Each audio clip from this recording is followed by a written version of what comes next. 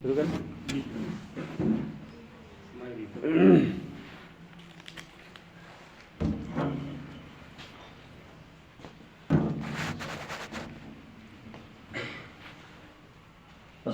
علیکم ورحمۃ اللہ وبرکاتہ۔ حامدا ومصلیا اما بعد، فاعوذ باللہ من الشیطان الرجیم۔ اقرأ باسم ربک الذی خلق، خلق الانسان من علق، اقرأ وربک الاکرم الذی علم بالقلم، علم الانسان ما لم يعلم۔ رب اشرح لي صدري ويسر لي امري واحلل عقدة من لساني يفقهوا قولي، اللهم رب زدني علما وارزقني فهما۔ تعریف کے لائق وہ رب ذوالجلال ہے جس نے ہم تمام کو پیدا کیا اور ہماری رہنمائی اور رشد و ہدایت کے لیے انبیاء علیہم السلام کا سلسلہ جاری کیا۔ آخر میں جناب محمد الرسول اللہ صلی اللہ علیہ وسلم کی بعثت ہوئی۔ درود و سلام نازل ہو اللہ تعالیٰ کے تمام نیک اور برگزیدہ بندوں پر، بالخصوص ہمارے آخری نبی احمد مجتبیٰ محمد مجتبیٰ رسول اکرم صلی اللہ علیہ وسلم پر۔ اللہم صلی علی محمد وعلی آل محمد کما صلیت علی ابراہیم وعلی آل ابراہیم انک حمید مجید۔ اللہم بارک علی محمد وعلی آل محمد کما بارکت علی ابراہیم وعلی آل ابراہیم انک حمید مجید۔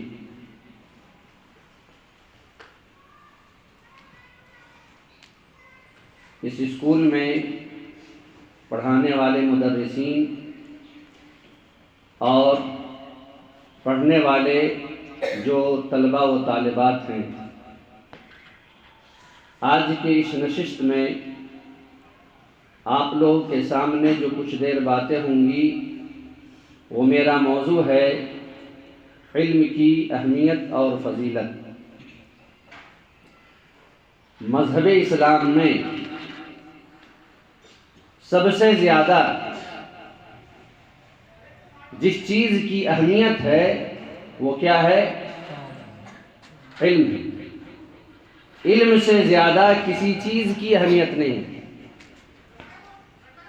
دلیل کیا ہے؟ آپ میں سے کوئی اسٹوڈنٹ بتائے کہ علم کی سب سے زیادہ اہمیت ہے مذہب اسلام میں، اس کی دلیل کیا ہے آپ لوگوں کے پاس؟ کوئی بھی بتائے۔ ابھی میں نے آپ کے سامنے قرآن کریم کی پہلی آیت کو پڑھا۔ قرآن کریم کی سب سے پہلی سورہ کون ہے؟ سب سے پہلے جو نازل ہوئی، لکھنے کے اعتبار سے نہیں، قرآن کریم کو جب ہم کھولتے ہیں اس اعتبار سے نہیں، سب سے پہلے جو جناب محمد الرسول اللہ صلی اللہ علیہ وسلم کے اوپر جو آیات نازل ہوئی وہ کن سورہ کی آیت ہے؟ ماشاءاللہ، سورہ رحمان نہیں بلکہ سورہ اقرا، بہت مشہور سورہ ہے۔ تو اللہ تبارک و تعالی نے جناب محمد الرسول اللہ صلی اللہ علیہ وسلم کے اوپر سب سے پہلی وحی، اور سب سے پہلی وحی میں جو سب سے پہلی بات کر رہا ہے وہ کیا ہے؟ اقرا۔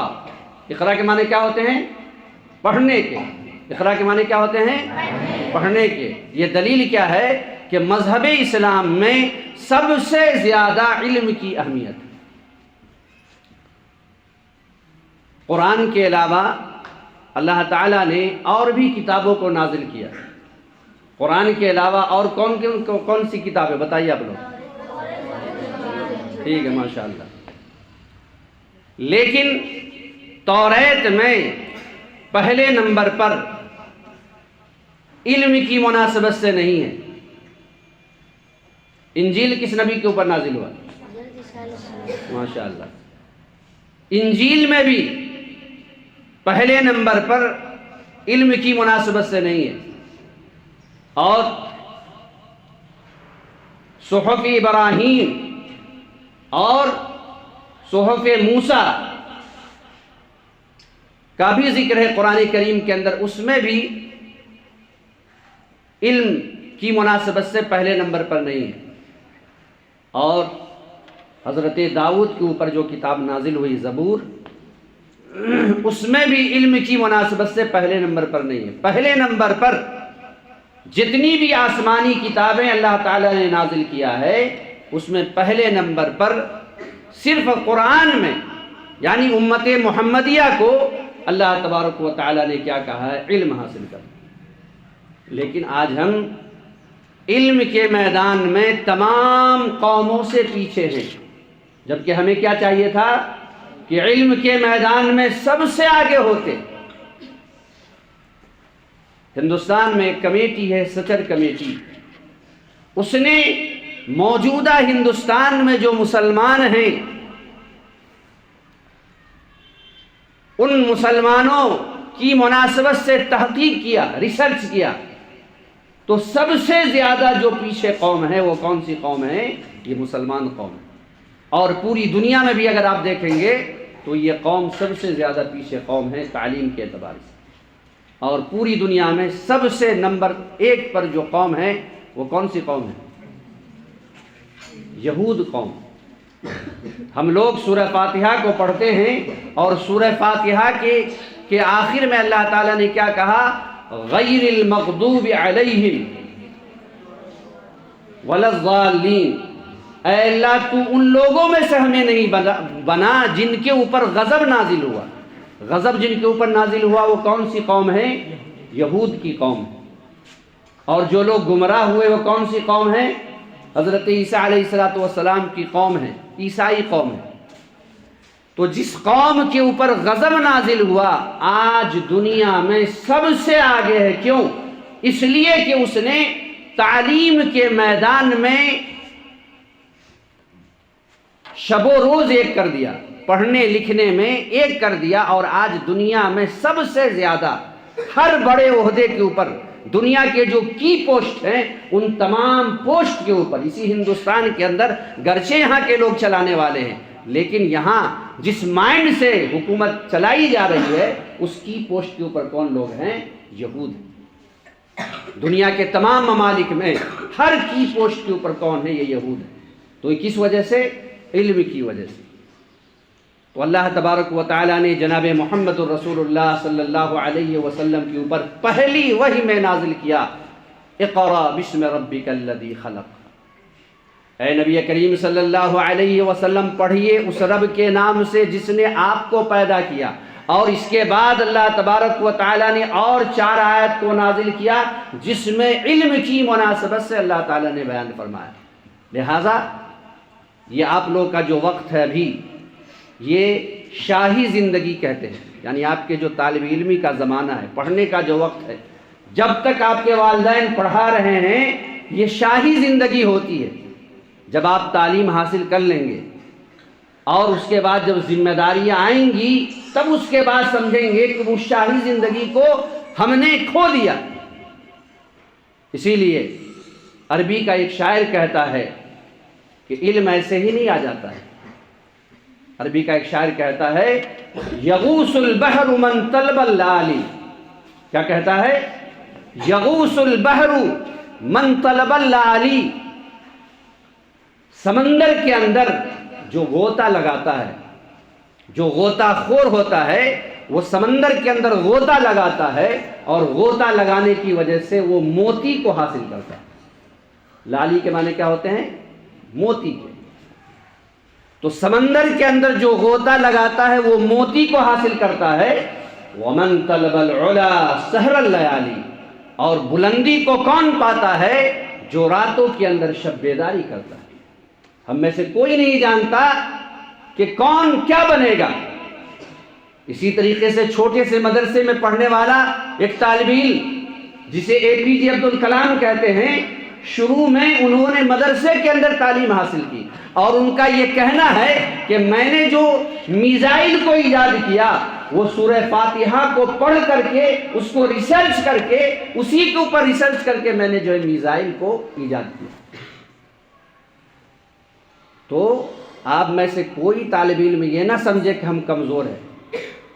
میں اپنے زمانے میں جب پڑھتا تھا تو ہمارے بہت سارے ساتھی ایسے تھے کہ جس کو میں دیکھتا تھا کہ ہر وقت پڑھنے کے بعد، یعنی ہم لوگ چونکہ ہاسٹل میں رہتے تھے تو دیکھتے تھے کہ کلاس ختم ہونے کے بعد عصر کی نماز کے بعد اس کے ہاتھ میں یا تو گیند ہے یا تو بلہ ہے، لیکن زیادہ تر ساتھی ہمارے وہ جو گیند اور بلہ لے کر کے کھیلا کیا کرتے تھے وہ جو ہے زیادہ تر ڈاکٹر ہے، انجینئر ہے اور کئی جگہ پر بڑے بڑے پوسٹ کے اندر ہے۔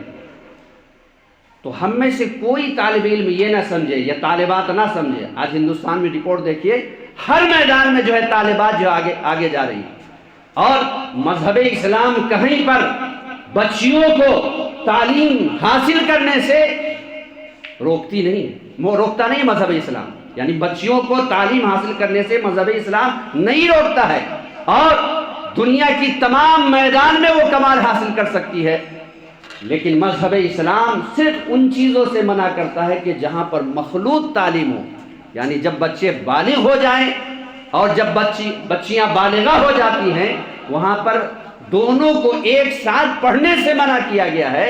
لیکن اگر ایسا اسکول ہے، ایسی یونیورسٹی ہے جس یونیورسٹی کے اندر کیا ہو، بچوں کا پڑھنے کا الگ ہو، بچیوں کے لیے پڑھنے کا الگ انتظام ہو، تو ڈاکٹر بنے، انجینئر بنے، مذہب اسلام اس سے روکتا نہیں ہے۔ آج کیا ہے، اسلام کے خلاف لوگوں کے درمیان غلط فہمیاں پھیلائی جا رہی ہیں کہ مذہب اسلام بچیوں کو تعلیم دینے سے روکتا ہے۔ بچیوں کو مذہب اسلام تعلیم دینے سے نہیں روکتا ہے، بلکہ جناب محمد الرسول اللہ صلی اللہ علیہ وسلم نے جہاں مردوں کو درس دیا کیا کرتے تھے، مردوں کو سمجھایا کیا کرتے تھے، صحابہ کرام کو پڑھایا کیا کرتے تھے، صحابہ کرام کو سمجھایا کیا کرتے تھے، وہیں پر صحابیات کے لیے بھی آپ صلی اللہ علیہ وسلم درس دیا کیا کرتے تھے، اور اس درس میں حاضر ہونے کی وجہ سے حضرت عبداللہ بن مسعود رضی اللہ تعالیٰ عنہ جو بہت مشہور صحابی ہیں، جنہیں قرآن کے اوپر بہت عبور حاصل تھا، قرآن کے بارے میں بہت جانتے تھے، لیکن اس کے باوجود ایک عورت نے حضرت عبداللہ بن مسعود رضی اللہ تعالیٰ عنہ کو چیلنج کیا، اور چیلنج کرتے ہوئے کہا کہ اے ابن مسعود، آپ جس مسئلے کو بیان کر رہے ہیں یہ پورے قرآن کے اندر موجود نہیں ہے۔ بتلائیے کہ اس عورت نے، اس صحابیہ نے قرآن کا کس قدر مطالعہ کیا ہوگا کہ اس مطالعہ کی بنیاد پہ وہ کہہ رہی ہیں کہ پورے قرآن کے اندر یہ مسئلہ موجود ہے۔ تو حضرت عبداللہ بن مسعود رضی اللہ تعالیٰ عنہ نے کیا کہا کہ آپ جائیے دوبارہ مطالعہ کیجیے۔ چنانچہ انہوں نے دوبارہ مطالعہ کیا، اور دوبارہ مطالعہ کرنے کے بعد کیا کہا کہ آپ جس مسئلے کو بیان کر رہے ہیں یہ پورے قرآن کے اندر نہیں۔ چنانچہ حضرت عبداللہ بن مسعود رضی اللہ تعالی عنہ نے کیا کہا کہ اللہ تعالیٰ نے اس آیت کو نازل نہیں کیا وَمَا آتَاكُمُ الرَّسُولُ فَخُذُوا وَمَا نَهَاكُمْ عَنْهُ فَانْتَهُوا، کہ رسول جو کچھ دے اسے لے لو اور جن چیزوں سے روکے ان چیزوں سے باز آ جاؤ۔ اس آیت سے حضرت عبداللہ بن مسعود رضی اللہ تعالیٰ عنہ استدلال کر رہے تھے، لیکن جس مسئلے کو بیان کر رہے تھے وہ قرآن کے اندر وہ مسئلہ نہیں تھا، جس کی وجہ سے اس عورت نے اعتراض کیا، اس عورت کا اعتراض بجا تھا۔ تو میں یہ کہنا چاہتا ہوں کہ نبی کریم صلی اللہ علیہ وسلم عورتوں کے لیے ایک دن مختص کیا، یعنی عورتوں کو ایک دن پڑھاتے تھے، سمجھاتے تھے، اور وہ پورے کے پورے قرآن کے اوپر وہ عبور رکھتی تھی۔ جس طریقے سے مردوں میں حضرت ابو ہریرہ رضی اللہ تعالیٰ عنہ سب سے زیادہ حدیث کی روایت کرنے والے ہیں، اسی طرح عورتوں میں سب سے زیادہ حضرت عائشہ صدیقہ رضی اللہ تعالی عنہ حدیث کی روایت کرنے والی ہیں۔ اور عورتیں جب جمعہ کے اندر جاتی تھی، نبی کریم صلی اللہ علیہ وسلم کے درس میں حاضر ہوتی، تو نبی کریم صلی اللہ علیہ وسلم کے خطبہ میں اس قدر غور سے سنتی تھی کہ پورا سورہ قاف کو انہوں نے یاد کر لیا. تو یہ ایک دو واقعہ میں نے آپ کے سامنے اس وجہ سے بیان کیا ہے کہ مذہب اسلام عورتوں کو، بچیوں کو تعلیم سے نہیں روکتا ہے. اگر ایسا انتظام ہے جہاں پر بچوں کے پڑھنے کے لیے بلوغت کے بعد الگ انتظام ہے، بچیوں کے لیے الگ انتظام ہے، تو وہ ڈاکٹر بنے، انجینئر بنے، کچھ بھی بن سکتی ہے. اور ابھی حیدرآباد کے اندر ایک ہاسپٹل قائم ہوئی جس میں اوپر سے نیچے تک، بڑا عہدہ والا ہو یا چھوٹا عہدہ والا ہو، سب کے سب جو ڈاکٹر ہیں وہ عورت ڈاکٹر ہے. یعنی اس میں کوئی مرد داخل نہیں ہو سکتا، علاج بھی عورتوں ہی کا ہوگا، اور علاج کرنے والی بھی ہر ڈپارٹمنٹ میں عورتیں ہی ہیں. تو آج ضرورت اس بات کی ہے کہ جس طریقے سے بچوں کے اوپر محنت کیا جاتا ہے، بچیاں بھی محنت کریں، اور وہ کسی میدان میں پیچھے نہیں رہ سکتی ہیں. اس لیے کہ میں نے بہت سارے کالجز اور بہت سارے جگہوں کا رپورٹ میں نے دیکھا، تو ہر جگہ کی جو ہے ٹاپر جو ہے، بہار میں بھی میں نے رزلٹ دیکھا، ہر جگہ کی ٹاپر جو ہے لڑکیاں ہوتی ہیں. ذہانت اللہ تبارک و تعالیٰ عطا کرتا ہے، لہٰذا وہ علم کے میدان میں آگے بڑھ سکتی ہیں، اور مذہب اسلام انہیں روکتا نہیں ہے تعلیم حاصل کرنے سے. دیکھیے علم کی اہمیت مذہب اسلام میں قرآن کریم نے جا بجا بیان فرمایا. اس روئے زمین کے اوپر کتنی قسم کی مخلوقات ہیں؟ اس روئے زمین کے اوپر 3 قسم کی مخلوقات ہیں. ایک مخلوق وہ ہے جو نوری ہے. ایک مخلوق کون ہے؟ نوری ہے. اور ایک مخلوق کیا ہے؟ خاکی ہے. خاکی کا مطلب مٹی سے پیدا کیا گیا. اور ایک مخلوق کون ہے؟ ناری ہے، یعنی آگ سے پیدا کی گئی. اس روئے زمین کے اوپر 3 ہی قسم کی مخلوق ہے. نور سے جو پیدا کی گئی ہے، جیسا کہ سورج ہے، جیسا کہ فرشتے ہیں. یہ کون ہیں؟ یہ نور سے پیدا کیے گئے. اور آگ سے جو پیدا کیے گئے ہیں وہ جنات ہے، شیطان ہے. اور مٹی سے جو پیدا کیے گئے، ہم انسان ہیں اور یہ جانور وغیرہ جو آپ دیکھتے ہیں، یہ مٹی سے پیدا. یہی 3 قسم کے مخلوق ہیں. آپ دیکھتے ہیں کہ انسان کے علاوہ جو جانور ہے، اس جانور کے پاس سمجھنے کی صلاحیت نہیں ہے. یعنی ہم انسان جس طریقے سے سمجھنے کی صلاحیت رکھتے ہیں، بولنے کی صلاحیت رکھتے ہیں، اپنی بات ہم سمجھا سکتے ہیں، اس طریقے سے جانوروں کے اندر وہ صلاحیت نہیں ہے. ہم انسان جو مٹی سے پیدا کیے گئے ہیں، ہم انسانوں کو اللہ تبارک و تعالیٰ نے 2 خوبی عطا کیا ہے. ایک خوبی یہ کہ ہم نیکی بھی کریں گے، اور دوسری خوبی کیا ہے کہ ہم جو ہے نافرمانی بھی کریں گے. یعنی انسانوں کے اندر ہی، یعنی مٹی سے جو مخلوق پیدا کی گئی ہے، اس میں تو بعض جانور ہیں، تو جانور کو چھوڑ دیجئے، لیکن ہم انسان جو ہیں، ہم انسان مکلف ہیں، اور ہم انسانوں کو اللہ تبارک و تعالیٰ نے جو پیدا کیا ہے، دونوں قسم کی صلاحیت دی ہے. ایک یہ کہ ہم معصیت بھی کریں گے، اور جو ہے ہم نیکی بھی کریں گے. دوسری مخلوق کون ہے؟ ناری ہے، جو آگ سے پیدا کی گئی. اس کے اندر بھی یہ دونوں خوبی ہے، یعنی معصیت کرنے کا اور نیکی کرنے کا. اور تیسری مخلوق کون سی ہے؟ جو نور سے پیدا کی گئی، وہ فرشتوں کی جماعت. اور فرشتوں کی مناسبت سے اللہ تعالیٰ نے قرآن کریم کے اندر کہا ہے کہ وہ فرشتے غلطی کرتے ہی نہیں ہیں. یعنی اللہ تبارک و تعالیٰ نے ان کے اندر ایسا سافٹ ویئر رکھا ہے کہ اس کی زندگی میں غلطی ہے ہی نہیں ہے. وہ صرف اللہ کی بڑائی بیان کرتے ہیں، تعریف ہی بیان کرتے ہیں. اور ایک حدیث کے اندر نبی اکرم صلی اللہ علیہ وسلم نے بیان فرمایا کہ خانہ کعبہ، کہاں ہے خانہ کعبہ؟ مکہ میں. خانہ کعبہ کے اوپر جنت میں ایک جگہ ہے بیت معمور. کون سی جگہ ہے؟ بیت معمور. اس بیت معمور میں جس طریقے سے انسان یہاں جو ہے خانہ کعبہ کا طواف کرتے ہیں، ویسے ہی بیت معمور یعنی جو جنت میں ہے، ٹھیک خانہ کعبہ کے اوپر ہے. وہاں پر فرشتے طواف کرتے ہیں. کیا کرتے ہیں؟ فرشتے طواف کرتے ہیں. اور کب سے طواف کر رہے ہیں؟ جب سے اللہ تبارک و تعالیٰ نے اس دنیا کو پیدا کیا۔ کب سے؟ جب سے اللہ تعالیٰ نے اس دنیا کو پیدا کیا تب سے طواف کر رہے ہیں۔ اور روزانہ کتنے فرشتے طواف کرتے ہیں؟ 70,000 فرشتے۔ کتنے؟ 70,000 فرشتے روزانہ طواف کرتے ہیں۔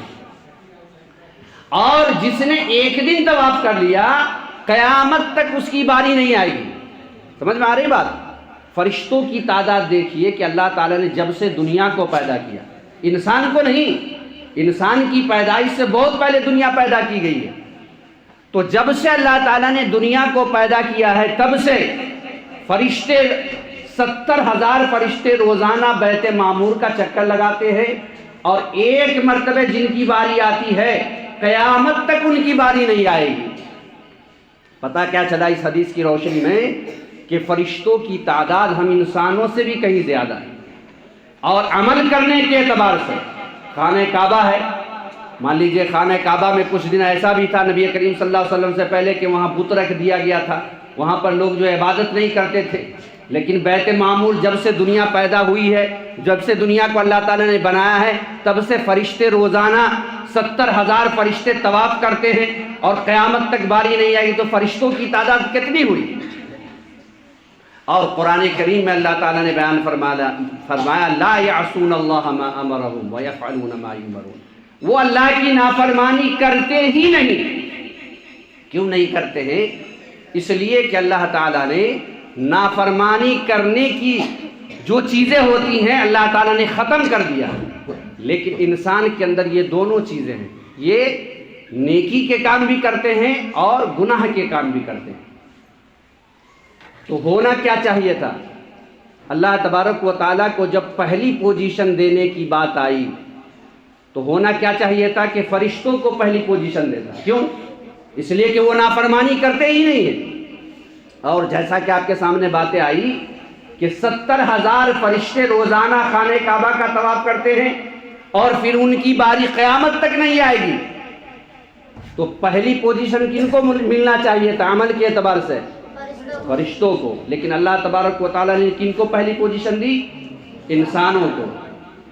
اس روئے زمین کے اوپر سب سے زیادہ ممتاز قوم کون ہے؟ انسان ہیں۔ اللہ تعالیٰ نے قرآن کریم کے اندر بیان فرمایا وَلَقَدْ كَرَّمْنَا بَنِي آدَمَ وَحَمَلْنَاهُمْ فِي الْبَرِّ وَالْبَحْرِ، ہم نے بنو آدم کو تمام چیزوں کے اوپر فوقیت عطا کی۔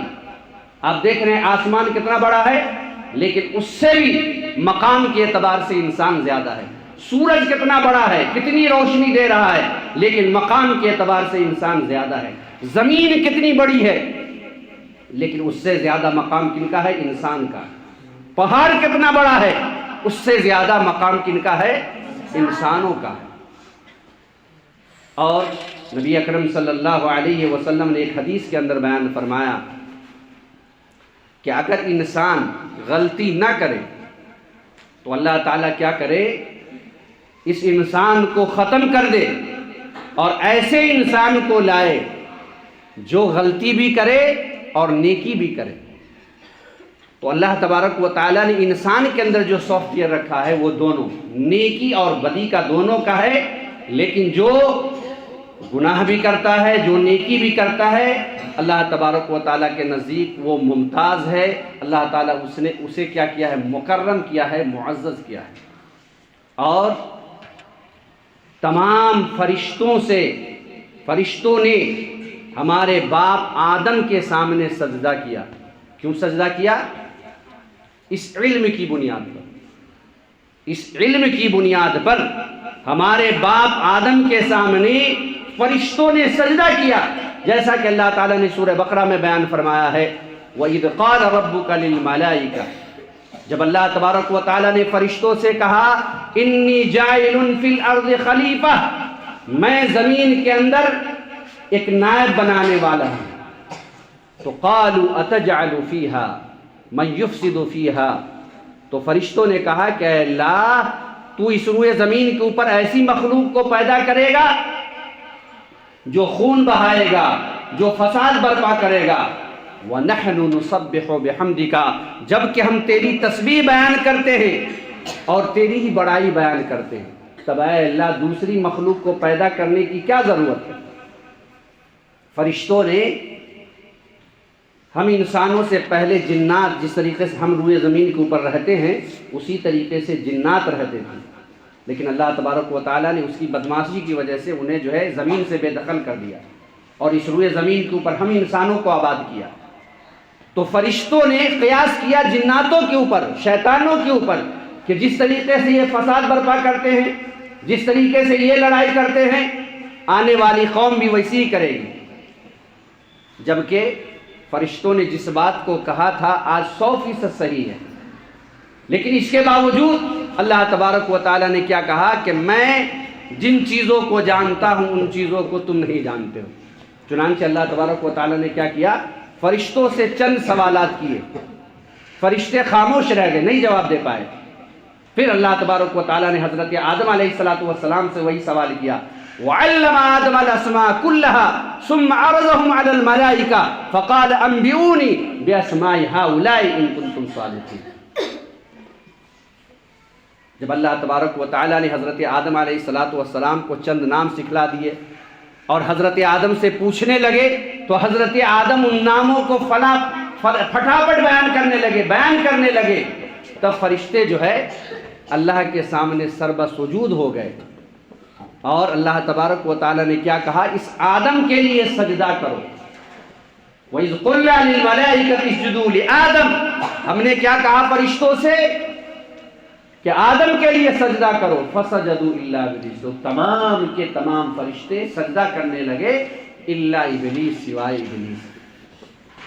تو فرشتے عبادت کے اعتبار سے بہت زیادہ عبادت کرتے ہیں، لیکن مقام کے اعتبار سے انسان کا زیادہ ہے۔ اور اللہ تبارک و تعالیٰ نے حضرت آدم کو فضیلت کیوں عطا کی؟ علم کی بنیاد پر، یعنی فرشتوں کے اوپر ہماری فضیلت کیوں ہے؟ علم کی بنیاد پر۔ اگر آج ہم اس ہندوستان کے اندر ممتاز ہونا چاہتے ہیں تو ایسی صورت میں ہمیں کیا کرنا پڑے گا؟ ہمیں علم کے میدان میں آگے بڑھنا پڑے گا، جیسا کہ اللہ تبارک و تعالیٰ نے کیا کیا؟ حضرت آدم کو فرشتوں کے اوپر سجدہ کروایا علم کی بنیاد پر۔ حضرت آدم سے چند سوالات کیے، حضرت آدم نے جواب دے دیا اور فرشتوں نے جواب نہیں دیا۔ آپ نے قرآن کریم کے اندر پڑھا ہوگا، قرآن میں جہاں 114 صورتیں ہیں اس میں سے ایک سورہ کیا ہے؟ سورہ یوسف ہے، اور حضرت یوسف علیہ السلام کی مناسبت سے نبی کریم صلی اللہ علیہ وسلم نے بیان فرمایا کہ روئے زمین کے اوپر جتنے بھی آدمی آئیں گے ان تمام آدمی میں سب سے زیادہ خوبصورت حضرت یوسف تھے۔ یعنی ایک حدیث کے اندر نبی اکرم صلی اللہ علیہ وسلم نے بیان فرمایا کہ دنیا میں جتنے لوگ آئیں گے ان تمام کی آدھی خوبصورتی حضرت یوسف کو دے دی گئی۔ کتنے خوبصورت انسان رہے ہوں گے، لیکن آپ نے اگر قرآن کا مطالعہ کیا ہوگا تو پتہ ہوگا کہ جب انہوں نے خواب دیکھا، اس خواب جو ہے اپنے بھائیوں کو بیان کر دیتے ہیں، سوتیلے بھائیوں کو، اور جب بیان کر دیتے تو سوتیلے بھائی ان کے دشمن ہو جاتے ہیں، یہاں تک کہ ان کو ایک کنواں کے اندر ڈال دیتے ہیں۔ پھر کنواں میں کیا ہوتا ہے کہ قافلہ جاتا ہے اور قافلہ جانے کے بعد اسے نکالتا ہے۔ تو حضرت یوسف دنیا میں سب سے خوبصورت انسان تھے۔ مصر کے بازار میں جب بیچے گئے تو اللہ تعالیٰ نے بیان فرمایا وَشَرَوْهُ بِخَمْسٍ دَرَاهِمَ مَعْدُودَةٍ، ان کی جو قیمت لگائی ہے کتنی؟ بِخَمْسِ دَرَاهِمَ، 5 درہم۔ یعنی مان لیجئے کہ ہندوستان میں روپیہ چلتا ہے تو 5 روپیہ، وہاں درہم و دینار چلتا تھا تو وہاں کے اعتبار سے 5 روپیہ۔ یعنی دنیا کا سب سے خوبصورت انسان کی قیمت کتنی تھی؟ 5 روپیہ یا 5 درہم مان لیجئے۔ سب سے خوبصورت آدمی جنہیں دنیا کی آدھی خوبصورتی دے دی گئی تھی اس کی قیمت کیا ہے؟ صرف 5 درہم۔ لیکن جب وہی حضرت یوسف کو اللہ تبارک و تعالیٰ نے قید میں ڈالا، اس کی ایک لمبی تفصیل میں اس میں جانا نہیں چاہتا، اور وہاں پر اللہ تعالیٰ نے انہیں خواب کی تعبیر کا علم عطا کیا۔ کیا عطا کیا؟ خواب اگر کوئی دیکھتا تھا اس خواب کی تعبیر کیا ہوتی تھی حضرت یوسف اپنی علم کی بنیاد پہ بتا دیتے تھے۔ چنانچہ اس وقت کے جو بادشاہ تھے، جس بادشاہ نے انہیں قید کے اندر ڈالا تھا، انہوں نے ایک خواب دیکھا۔ اب اس وقت جتنے لوگ تھے بتانے والے، تو وہ اپنے اعتبار سے خواب کی تعبیر بتا رہے تھے، بادشاہ کو تشفی نہیں ہو رہی تھی۔ یہاں تک کہ ایک قیدی جو حضرت یوسف کے ساتھ تھا، حضرت یوسف نے جو تعبیر بتلائی تھی وہی جو ہے اس قیدی کے ساتھ ہوا تھا۔ اسی قیدی نے کہا کہ میں ایک آدمی کو جانتا ہوں جو صحیح تعبیر بتائے گا، اور حضرت یوسف کے پاس گئے۔ حضرت یوسف نے جب تعبیر بتائی تو بادشاہ خوش ہو گیا اور کہنے لگا کہ واقعی میں یہی تعبیر صحیح ہوگی، اور وہی ہوا بھی۔ تو بادشاہ نے انہیں قید سے بھی آزاد کیا، اور قید سے آزاد کرنے کے بعد مصر کا جو سب سے بڑا پوسٹ تھا، انی خزائن الارض، زمین کے خزانے کا جو مالک ہوتا ہے، جہاں سے جو خزانچی ہوتا ہے، جس کے ذمے یہ ہوتا ہے کہ یہاں انہی کے پاس پیسہ رکھا جائے گا، روپیہ رکھا جائے گا اور غلہ رکھا جائے گا، اسی کی اجازت سے کسی کو روپیہ دیا جا سکتا ہے، پیسہ دیا جا سکتا ہے، غلہ دیا جا سکتا ہے۔ تو حضرت یوسف نے کہا کہ اگر تم مجھے پوسٹ دینا چاہتے ہو تو میں زمین کا جو خزانچی ہے اس پوسٹ کا میں طلبگار ہوں۔ چنانچہ بادشاہ نے جب دیکھا کہ یہ خواب کی تعبیر صحیح بتا رہا ہے تو بادشاہ نے کیا کیا، اسے وہ پوسٹ دے دیا۔ میں یہ کہنا چاہتا ہوں کہ وہی یوسف جب مصر کے بازار میں بیچے جا رہے ہیں تو ان کی قیمت صرف 5 روپیہ، لیکن جب ان کے پاس علم آ گیا، خواب کی تعبیر کا علم آ گیا، تب جو مصر کے خزانے کے وہ مالک بنا دیے گئے۔ تو علم کی بنیاد پہ کیا ہوتا ہے، اللہ تبارک و تعالی عہدہ عطا کرتا ہے۔ تو حضرت آدم کی فضیلت فرشتوں کے اوپر علم کی بنیاد پہ، حضرت یوسف کو جو عہدہ ملا علم کی بنیاد پر ملا، اور علم آنے کے بعد چھوٹی ہی قوم کیوں نہ ہو وہ ممتاز ہو جاتی ہے۔ چھوٹی ہی قوم کیوں نہ ہو وہ اپنی قوم کو بچاتی ہے علم کی بنیاد پر۔ اللہ تعالیٰ نے قرآن کریم کے اندر بیان فرمایا کہ حضرت سلیمان علیہ السلام اپنے لشکر کے ساتھ گھوڑے کے اوپر سوار ہو کر کے جا رہے تھے۔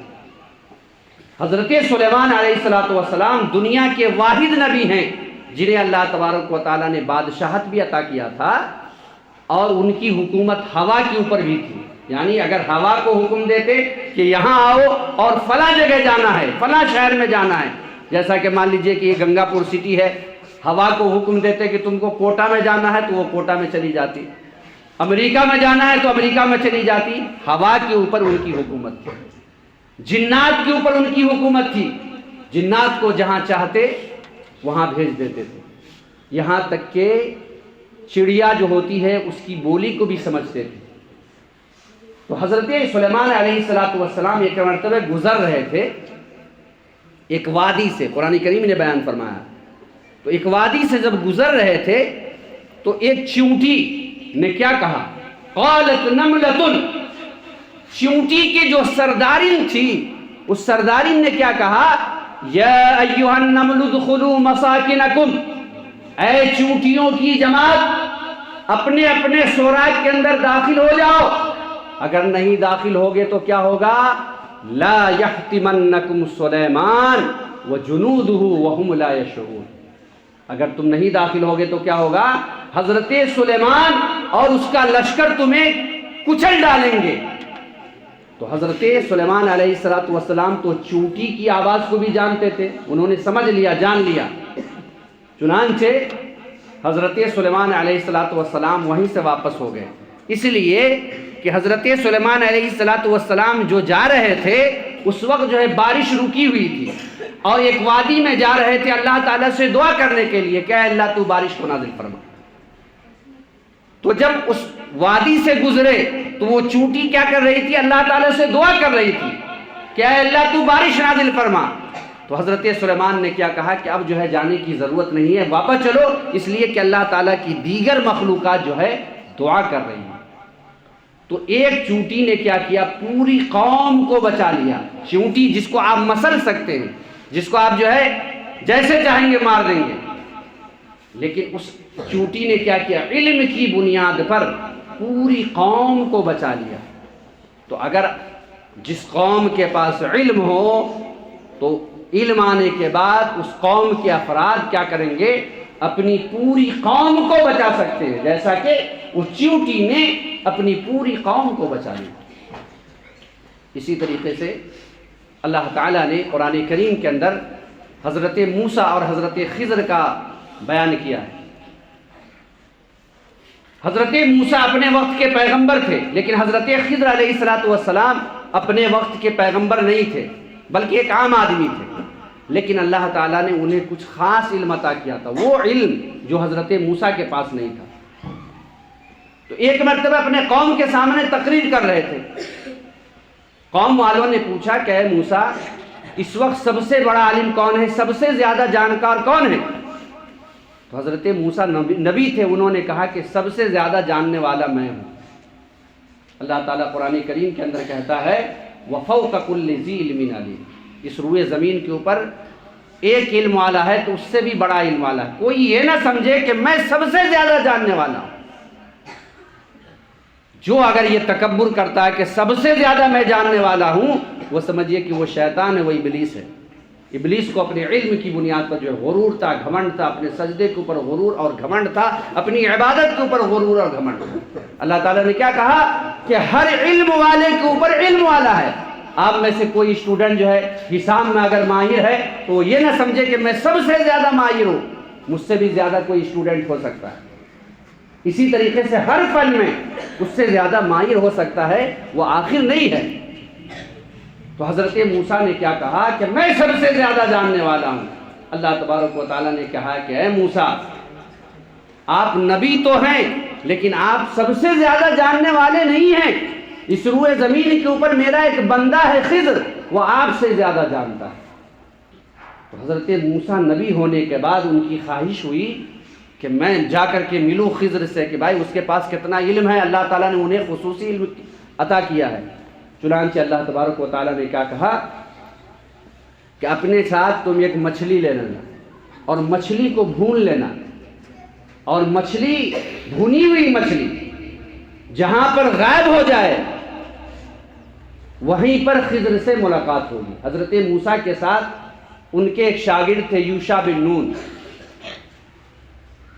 وہ بھی ساتھ میں تھے۔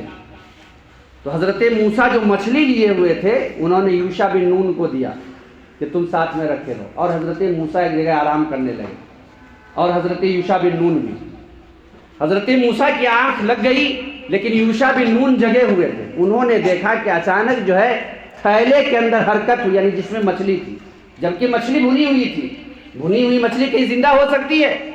نہیں ہوتی ہے، لیکن اللہ تبارک و تعالیٰ نے بیان کیا ہے قرآن کریم کی اس تفسیر میں، اس آیت کی تفسیر میں، تو ہمیں یقین رکھنا ہے کہ وہ غائب ہو گئی، اور جب غائب ہو گئی تو حضرت موسیٰ پھر وہاں سے اٹھے، اٹھنے کے بعد گئے، کچھ دور سفر کیے، تب انہیں بھوک لگی، اور جب بھوک لگی تو کہا کہ وہ جو مچھلی تھی اس کو لاؤ۔ تو کہا کہ فلاں جگہ جو ہم لوگ آرام کر رہے تھے وہیں پہ مچھلی غائب ہو گئی۔ انہوں نے پورا واقعہ بیان کیا۔ حضرت موسیٰ نے کہا کہ چلو وہیں تو ہمیں جانا تھا، وہیں پر جو ہے اپنے پاؤں کے نشانات دیکھتے دیکھتے وہاں پہنچ گئے۔ وہاں پر گئے تو حضرت خضر سے ملاقات ہوئی۔ تو حضرت خضر نے کیا کہا حضرت موسیٰ سے کہ آپ بہت جلالی آدمی ہیں، آپ بہت غصہ ور آدمی ہیں، آپ میرے ساتھ نہیں رہ سکتے۔ تو حضرت موسیٰ نبی ہونے کے بعد ریکویسٹ کر رہے ہیں، گزارش کر رہے ہیں کہ اپنے ساتھ رکھیے۔ یعنی علم کی اتنی اہمیت ہے کہ ایک نبی جو ہے اپنے سے کمتر یعنی اپنی امتی سے علم حاصل کر رہا ہے۔ تو اگر جو ہے آپ کو تعلیم حاصل کرنے کے لیے کہیں پر بھی جانا پڑے، گرچہ جو ہے وہ آپ سے کم عمر کا ہو اور آپ سے کم بھی جانتا ہو لیکن کسی فن میں زیادہ جانتا ہو، تو آپ اس سے شرمائیے نہیں، آپ اس سے علم حاصل کیجئے، جیسا کہ حضرت موسیٰ گئے حضرت خضر کے پاس۔ اور علم ایسے ہی نہیں آ جاتا ہے بلکہ اس میں خرچ بھی ہوتا ہے. جیسا کہ حضرت موسیٰ علیہ السلام جو ہے توشہ لے کر کے گئے, کھانے پینے کا سامان لے کر کے گئے, تو آپ جہاں پڑھیں گے اس میں خرچ بھی ہوگا, تو اس خرچ کو بھی برداشت کرنا ہے. بالآخر ریکویسٹ کرنے کے بعد, گزارش کرنے کے بعد حضرت خضر نے کیا کہا کہ ٹھیک ہے آپ ہمارے ساتھ رہیے, لیکن 3 موقع دوں گا. حضرت خضر نے کیا کہا؟ 3 موقع دوں گا, اگر 3 غلطی کر گئے تو اس کے بعد آپ میرے درس کے اندر نہیں رہ سکتے, آپ میرے ساتھ نہیں رہ سکتے. کہا ٹھیک. حضرت موسیٰ اور خضر چلے کس چیز کے اوپر؟ کشتی کے اوپر. اور جہاں پر حضرت خضر کو جانا تھا وہ گئے, اور جانے کے بعد جب اترنے لگے تو حضرت خضر نے کیا کیا؟ اس کشتی, جس کشتی کے اوپر بیٹھ کر کے آئے تھے اسی کے اندر سوراخ کر دیا. تو حضرت موسیٰ علیہ السلام غصے میں آ گئے اور کہا کہ بھائی آپ جو ہے اس شخص کی مزدوری بھی نہیں دی, اس شخص کے کشتی کے اوپر بیٹھ بھی گئے, اور یہ ظلم کیا ہے کہ آپ نے اس کی کشتی کے اندر سوراخ بھی کر دیا. تو حضرت خضر نے کیا کہا کہ میں نے آپ کو پہلے ہی کہا تھا کہ آپ جس چیز کا علم نہیں رکھتے ہیں آپ اعتراض کریں گے. تو حضرت موسیٰ کہنے لگے کہ مجھ سے غلطی ہو گئی, آئندہ غلطی نہیں ہوگی. پھر حضرت موسیٰ علیہ السلام گئے, جا رہے تھے, دیکھا کہ ایک بچہ کھیل رہا ہے, اور چھوٹا سا بچہ کہ اگر کوئی گناہ کرتا ہے تو اللہ تعالیٰ اس کی پکڑ نہیں کرے گا. یعنی آدمی کی عمر جب بلوغت یعنی 14 سال 15 سال کی ہو جاتی ہے, اس کے بعد اگر گناہ کرتا, نماز کے علاوہ, نماز تو جو ہے 10 سال کی عمر میں فرض ہو جاتی ہے, تب اللہ تعالیٰ سوال کرے گا. لیکن اگر 2 سال کا بچہ, 3 سال کا بچہ, 4 سال کا بچہ, 5 سال کا بچہ اگر غلطی کرے تو اللہ تعالیٰ جو ہے اس سے پوچھے گا نہیں. لیکن حضرت خضر نے ایک 4 سال کے بچہ کو پکڑا اور پکڑنے کے بعد مار ڈالا, قتل کر دیا. تو پھر حضرت موسیٰ علیہ السلام غصے میں آ گئے کہ بھائی یہ معصوم بچہ, چھوٹا سا بچہ ہے, اور آپ نے اسے قتل کر دیا. تو پھر حضرت خضر غصہ میں آ گئے اور کہا کہ دیکھو میں نے کہا تھا کہ میرے پاس جو علم ہے اس علم کی بنیاد پہ میں ایسا کر رہا ہوں, اگر آپ اعتراض کریں گے تو میرے ساتھ مت رہیے. کہا کہ ٹھیک ہے مجھ سے غلطی ہو گئی, آئندہ اگر میں کوئی غلطی کروں تو اپنے ساتھ مت رکھنا. حضرت موسیٰ اور خضر جو ہے گئے ایک بستی کے اندر, اور جب اس بستی کے اندر گئے تو پورے گاؤں والوں سے کہا کہ مجھے کھلاؤ پلاؤ, لیکن پورے گاؤں کے لوگ اتنے بخیل تھے کہ کوئی کھلانے پلانے کے لیے تیار نہیں. حضرت موسیٰ کو غصہ آ گیا کہ بھائی کیسے بخیل لوگ ہیں کہ کوئی ضیافت کرانے کے لیے تیار نہیں, کھلانے پلانے کے لیے تیار نہیں, میں بھوکا ہوں, مسافر ہوں. پھر حضرت خضر نے دیکھا کہ اسی گاؤں میں ایک دیوار گر رہی ہے, اور اس دیوار کو وہ سیدھی کرنے لگے. تو جب سیدھی کرنے لگے تو حضرت موسیٰ پھر غصہ میں آ گئے کہ بھائی پورے گاؤں والے تو اتنے بخیل ہے کہ کھلانے پلانے کے لیے تیار نہیں ہوا, اور یہ جو دیوار گر رہی تھی اس کو سیدھا کرنے کی کیا ضرورت تھی, اور اگر سیدھا بھی کیا تو اس کے اوپر اجرت لے لیتے. تو حضرت خضر نے کہا کہ بس ہو گیا, اب میں اپنے ساتھ نہیں رکھ سکتا. سنو, حضرت خضر نے جواب دیا کہ میں نے کشتی کے اندر کیوں سوراخ کر دیا. اب اس کا جواب سنو. میں نے کشتی کے اندر اس وجہ سے سوراخ کر دیا کہ جہاں پر ہم لوگ اترے ہیں وہاں پر ایک ظالم بادشاہ ہے, اور اگر وہ کسی صحیح سالم خوبصورت کشتی کو دیکھتا تھا تو وہ ظالم بادشاہ کیا کرتا تھا کہ اس کے اوپر غصب کر لیتا تھا, اور وہ جو کمزور آدمی اس سے مقابلہ نہیں کر سکتا تھا. تو میں نے اس کے اندر سوراخ کر دیا, اس کے اندر میں نے عیب لگا دیا ہے تاکہ اس سوراخ کو دیکھ کر کے ظالم بادشاہ اس کے اوپر قبضہ نہ کر. پھر کیا ہوا؟ کہا کہ آپ نے اس بچے کو کیوں قتل کر دیا؟ کہا کہ وہ جو بچہ تھا مستقبل میں یعنی بڑا ہو کر کے نافرمان بننے والا تھا, جبکہ ان کے والدین بہت نیک تھے. اب جو ہے نیک کا بچہ شیطان بن جائے اس ماں باپ کی بدنامی ہوگی, تو میں نے اس بچے کو قتل کر دیا تاکہ جو ہے اس ماں باپ کی جو ہے بدنامی نہ ہو, اور اللہ تبارک و تعالی اس کے والدین زندہ ہے, دوسری اولاد عطا کرے. اور کہا کہ دیوار آپ نے کیوں سیدھی کر دیا؟ تو کہا کہ دیوار میں نے اس وجہ سے سیدھی کر دیا کہ وہ ایک یتیم، ان کے والدین کا انتقال ہو چکا ہے، جس کا گھر تھا، اور ان کے ماں باپ نے کیا کیا تھا کہ اس کے اندر بہت سارے خزانے جو ہے چھوڑ کر کے گئے تھے کہ یہ بچہ جب بڑا ہوگا تو اس میں سے اپنے گھر میں بھیجے، گھر میں داخل ہوگا تو خزانہ ملے گا تو اس سے کھائے گا پیے گا۔ تو میں نے دیکھا کہ دیوار گر رہی ہے اور وہ بچہ بھی چھوٹا ہے، اس لیے میں نے اس دیوار کو سیدھی کر دیا ہے تاکہ وہ بچہ جس کا یہ مال ہے وہ بڑا ہو جائے۔ تو پورا واقعہ سنانے کا مطلب یہ ہے کہ حضرت موسیٰ اپنے وقت کے نبی تھے اور حضرت خضر نبی نہیں تھے، لیکن موسیٰ نبی ہونے کے بعد ایک عام آدمی کے پاس جا رہے ہیں، کیوں؟ علم حاصل کرنے کے لیے جا رہے ہیں، اس لیے علم کی اتنی بڑی اہمیت۔ اب یہ جو کتے ہوتے ہیں، کتا کی مناسبت سے نبی اکرم صلی اللہ علیہ وسلم نے بیان فرمایا کہ اگر کوئی شخص اپنے گھر کے اندر کتا پالتا ہے تو روزانہ 1 قیرات جو ہے ثواب کی کمی ہوتی ہے، یعنی 1 قیرات کی مناسبت سے نبی اکرم صلی اللہ علیہ وسلم نے بیان فرمایا کہ وہ ہر پہاڑ کے برابر 1 قیرات ہے۔ اگر کوئی شخص اپنے گھر کے اندر کتا پالتا ہے تو ایک تو یہ ہے کہ اس گھر میں رحمت کے فرشتے نہیں داخل ہوتے، دوسرا کیا ہوتا ہے کہ روزانہ اس کے ثواب میں سے 1 قیرات کے برابر ثواب میں کمی آتی ہے۔ لیکن اگر اسی کتے کو شکار کا علم دے دیا جائے، سکھلا دیا جائے، یعنی شکاری کتا اسے ہم پال سکتے ہیں، اس پہ جو ہے ثواب کی کمی نہیں ہوتی ہے، تو شکاری کتے کو اگر پالا جائے تو اس پہ ثواب کی کمی بھی نہیں ہوگی۔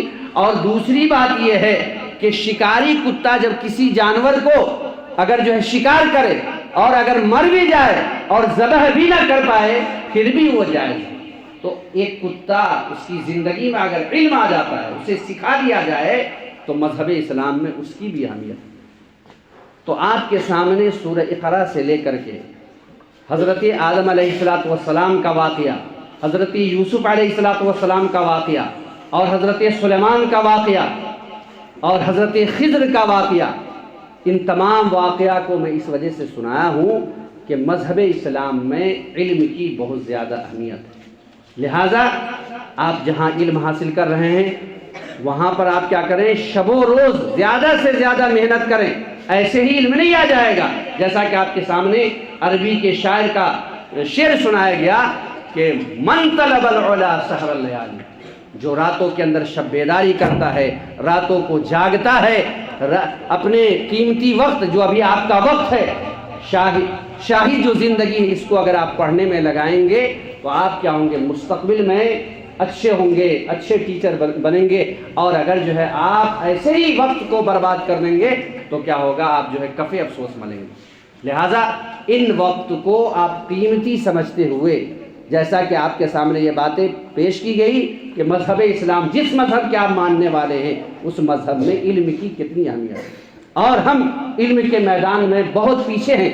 لہٰذا ہمیں کیا کرنا چاہیے، جو یہ وقت ہے اپنے ٹیچروں کے ساتھ جو ہے، ٹیچروں کو بھی چاہیے کہ شفقت کے ساتھ پیش آئے، اور آپ کو بھی چاہیے کہ جو ہے ادب کے ساتھ جو ہے اپنے استاد کی ادب کریں۔ جیسا کہ عربی کا ایک شاعر کہتا ہے کہ علم جو ہے 6 چیز کی وجہ سے آتا ہے، اس میں سے کیا ہے، اخی لن تنال العلم الا بستۃ سأنبئك عن تفصیلها ببیان ذکاء وحرص واجتہاد وبلغۃ وارشاد استاذ وطول زمان۔ ایک کیا ہے کہ ذکاء، ذہانت کی وجہ سے علم آتا ہے۔ اگر کوئی طالب علم اگر ذہین بھی نہیں ہے، بہت زیادہ ذہین بھی نہیں ہے، لیکن وہ محنت کر رہا ہے تو ایسی صورت میں اس کا ذہن کھل جائے گا۔ امام شافعی جو اپنے وقت کے بہت بڑے عالم تھے، ایک سبق کو کتنی مرتبہ یاد کرتے تھے؟ 100 مرتبہ۔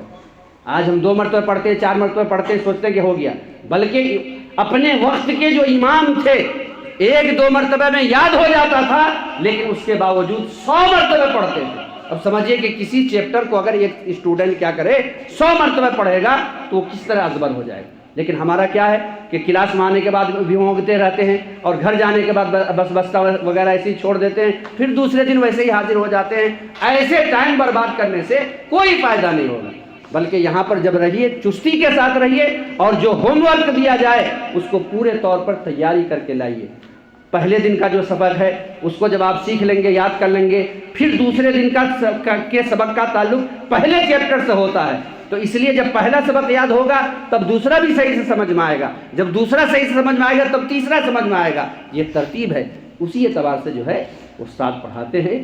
تو سومبی کا تفصیل ہے ببین ذکاء و حرص، اور حریص ہونا چاہیے، وہ اجتہاد اور کوشش کرنی چاہیے، وہ بلغت اور زیادہ سے زیادہ کوشش کرنی چاہیے، وہ ارشاد و استاذین اور استاد کی بات کو غور سے سننا چاہیے۔ وہ طالب علم جو کلاس میں آتا اور آنے کے بعد اپنی ٹیچر کے بات کو، سر کی بات کو جو ہے غور سے سنتا ہے تو وہ آدھا سبق ایسے ہی سمجھ لیتا ہے۔ اور وہ طول و زمانی، لمبا زمانہ درکار ہوتا ہے علم حاصل کرنے کے لیے۔ تو یہ نہیں کہ 5 منٹ پڑھ لیے بس ہو گیا، جب تک استاد دیکھ رہے پڑھ لیے کافی ہے، نہیں، ایسا نہیں، بلکہ یہاں بھی پڑھیے، گھر میں بھی جا کر کے پڑھیے۔ تو اگر اس طریقے سے آپ پڑھیں گے تو جو ہے مستقبل کے آپ جو ہے معمار ہوں گے۔ بس یہ چند باتیں تھی جو آپ کے سامنے کی گئی، بس اتنی پر اپنی باتوں کو ختم کرتے ہوئے اللہ تبارک و تعالیٰ سے ہم دعا کرتے ہیں کہ اللہ العالمین تو ہمیں علم کی اہمیت اور فضیلت کو سمجھنے کی توفیق عطا فرما، اس علم کو عام کرنے کی توفیق عطا فرما۔